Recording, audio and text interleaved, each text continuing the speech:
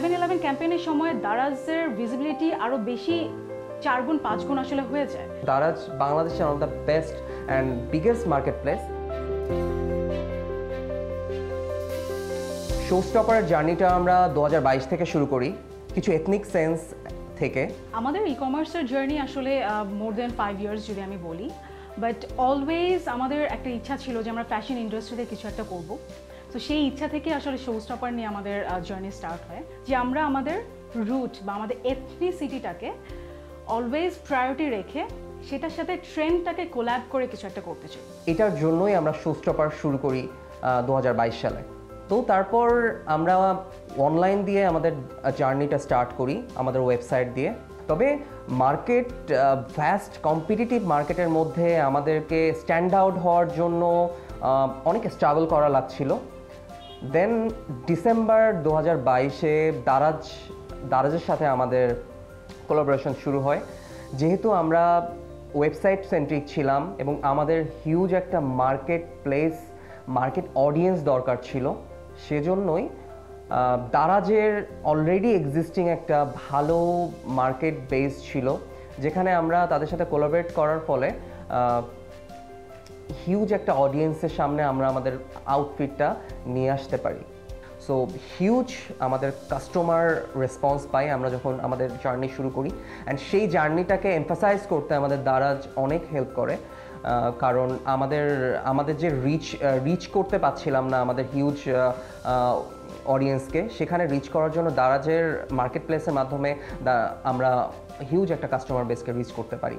দারাজ শোস্টপারকে as a fashion brand হিসেবে তাদের যত বেশি প্লেসমেন্টে দারাজের পক্ষে দেওয়া পসিবল ছিল, তাদের টপ ব্যানার থেকে শুরু করে স্প্ল্যাশ স্ক্রিন থেকে শুরু করে তারা যখন মিডিয়া বাইং করে সেখানে বা এনিওয়্যার, যে যত জায়গায় অডিয়েন্সরা বা কাস্টমাররা মেইনলি ভিজিট করে সেই সব জায়গায় দারাজ শোস্টপারকে ভিজিবিলিটি দিয়েছে।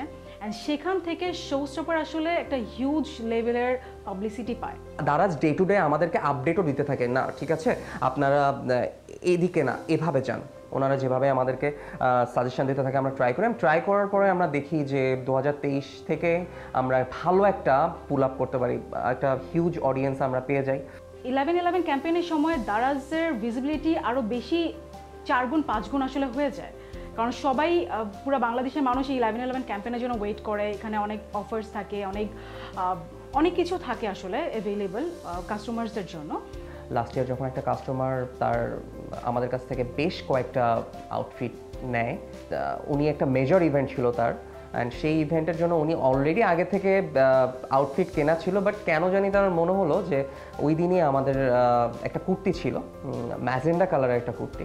তো হোয়েন মানে উনি আমাকে এভাবে ফোন দিয়ে বলতে চাচ্ছে যে আমি জানি না, বাট আমি ড্রেসটা পরার পরে আই ফেল্ট কনফিডেন্ট, অ্যান্ড আমি সারাদিন আমার একটা মেজর ইভেন্ট ছিল, যেহেতু আমি এত ভালোভাবে পুল আপ করছি যে আমি পার্সোনালি আপনাদেরকে অ্যাপ্রিসিয়েট করার জন্যই ফোন দিয়েছি।